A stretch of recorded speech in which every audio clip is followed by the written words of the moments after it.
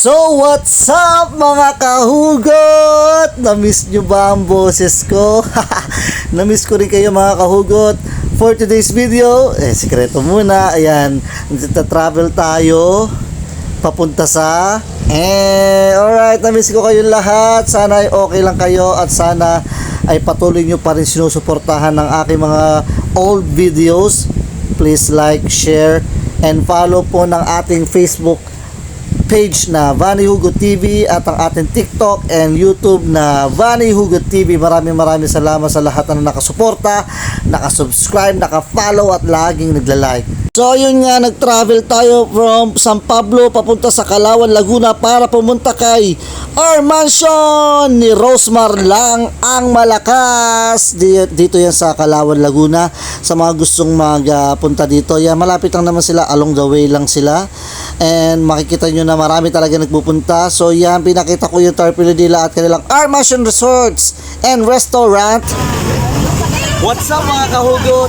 Narito nga para tayo sa our mansion ni Rosmar lang malakas. So samahan nyo ako, papakita ko sa inyo kung anong mga nasa loob at kung ano ang kanilang pares na nagsiserve dito. So sarap, samahan nyo ako. So ayan na nga, pagpasok mo sa our mansion ni Maring Rosmar ay meron mga parking lot. Yan, malaki po ang parking lot nila. Meron silang laruan ng mga bata para po sa inyo mga kids na gustong maglaro. Ay pwede po kayong maglaro dyan. At dito naman po ay marami silang mga kubo kung saan pwede po kayong kumain. At mamaya dadalhin ko kayo doon sa isa nilang mga kainan na may aircon. Kasi medyo malayo siya sa kuhanan ng mga sabaw.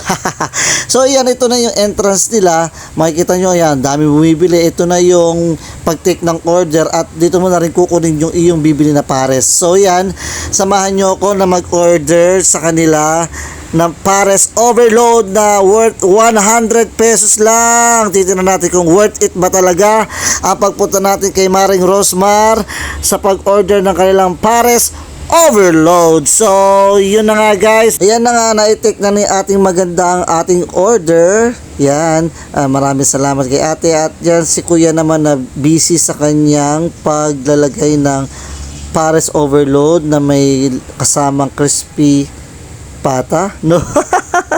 Meron siyang lechong kawali at chicharong bulaklak. Yan, medyo busy si kuya. Ang dami sigurong order. Sabagay, ang daming tao nung nagpunta po kami dyan. Pero hindi naman masyadong busy na yung pipila ka or something na wala ka na mapapark. So yan, ibibidyo-video ko lang dyan yung mga pares na naka-ready na para ibigay sa mga nag-order sa kanila. At yan na nga si Kumaring Rosmar, may mga produkto siya na pwede nyo ma-avail dyan. Kung ano-anong klase produkto na binibenta po ni Maring Rosmar, pwede kayo mag-avail sa kanila. Naka-display lang po yan sa kuwanan mismo ng order. At yan na nga, susunod na nga natin ay kukunin na natin yung ating in-order na overload pares. So umorder tayo dyan ng 4 na dine-in at 2 take-out. O diba, may take out agad. So yan, ay piprepare na ni kuya. Binigyan niya tayo ng mangkok na may pares overload. So ang nakalagay pa lang dyan ay yung lechong kawali and lechong bulaklak. So bibigyan na rin dyan kayo ng kanin. And then pag take nyo ng tray, lalakad lang kayo doon para sa sabaw ng ating pares overload. Ayan, tinatapos lang nilang i-prepare ang ating order at kukunin na syempre ng ating pabida din. Syempre ng ating bida ang mga pares ng ating in-order. So yan, na-take ko ng isang tray dyan at tutulungan ako ng kasama ko sa isang tray naman para sa mga kanin. So yan, hawak ko na rin yung take out at kukuha na tayo ng sabaw kay kuya. Ang tangkad ni kuya, oh. So ang kanilang sabaw dito ay malapot. And then mamaya titikman natin kung ano ba ang meron sa pares ni Kumaring Rosmar. Rosmar, baka naman. So yan, nag-take lang tayo ng sabaw dyan. Hinintay ko lang mapuno lahat ng ating mangkok. So kinulang pa ng konti yung ating mangkok, syempre para sulit. Papupuno na natin kay kuya yan. Alright, nilagyan na ng kuya. Lapot, oh. At ang init-init niya, syempre meron siyang apoy sa ilalim. Mainit-init pa, parang pagmamahal mo. hugot! So yan, pupunta na nga pala tayo sa ating pesto. Nagka-avail tayo ng kubo dyan. And then meron din silang mga condiments dyan. Meron silang gravy, meron silang suka, meron silang bawang, meron silang sile. Yan, makikita nyo lang dyan sa malapit sa kanilang counter. And then kumuha na tayo ng yelo. Actually guys, hindi sila yung soft drinks na gaya ng mga ibang pares. No, napalitan na siya ng only juice. So, only naman siya. So, kahit bumalik-balik ka dyan, kahit ubusin mo, kahit iuwi mo na yung pinakang jug, joke lang po. So, ang kanilang juice dyan ay parang strawberry flavor. And then, kumuha na tayo ng juice. And then, ito na nga ang ating pares. Nilagyan na ng ating bida ng garlic, fried garlic. So, yun na mga kahugot. Naka-order na tayo. So, lagyan lang natin ng garlic. Hindi natin mahanap yung condiments. Hanapin mamaya ni Tita Neri yung condiments. So, titikman muna natin yung pares ni na Rosmar nang walang timpla po. Ito natin. First bite. Lapot at malasa na siya.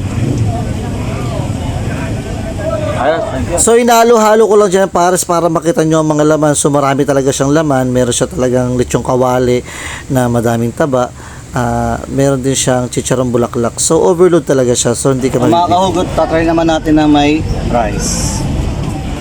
Sabaw. Natin na konting toyo.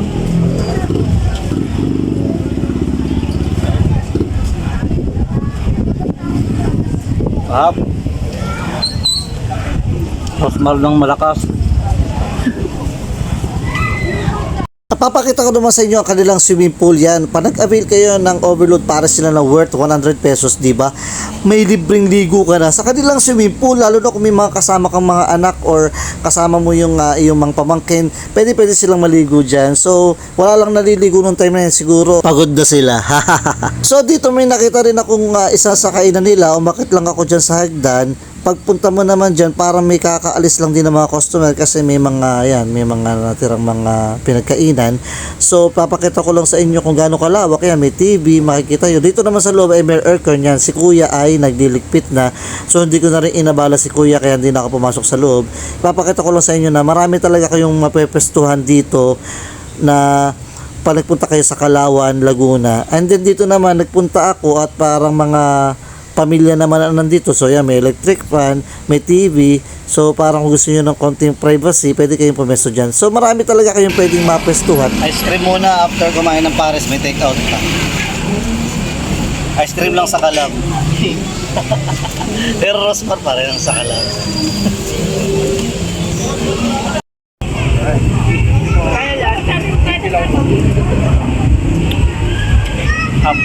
Bili na kayo dito. Sa mga pupunta po sa our mansion ni Maring Rosmar, dito lang lagi si Mano. Paano mo kuya? Rohel. Si Kuya Rohel, kanyang ice cream masarap.